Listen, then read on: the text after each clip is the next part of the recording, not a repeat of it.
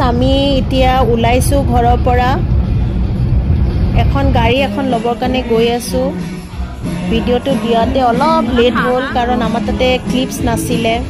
আমি ভাবাও নাছিলো গাইজ কি আমি ব্লগ বনাম সো সেই কাৰণে আমাৰ অলপ লেট হ'ল তো আপোনালোকে চাব আমি কি গাড়ী লম শোৰুম পালো ওকে এতিয়া আমি গাড়ী কাভাৰ উঠাবৰ কাৰণে গৈ আছো মাহতে ৰখি আছে গৈ আছো ইয়ে গাড়ী কাভাৰ উঠালো কেনেকুৱা লাগিল টাটা এল্ট্ৰছ কেনেকুৱা লাগিল ভাল লাগিল নে গাইস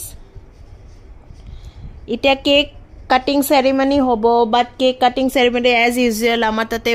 ভিডিও নাই অলপ সলপ ক্লিপ আছে তো মই হেতুৱে দিলো ওকে গাড়ী লোৱা হ'ল এতিয়া আমি গাড়ী লৈ পেলাই পূজা কৰিব গৈ আছো গণেশ মন্দিৰ দেখা পালে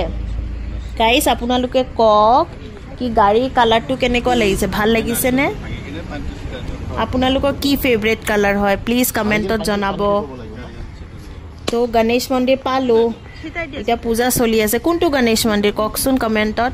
জানে যদি গুৱাহাটীতে হয় কিন্তু অপচন দি দিছো চাই লওক তো এটা পূজা চলি আছে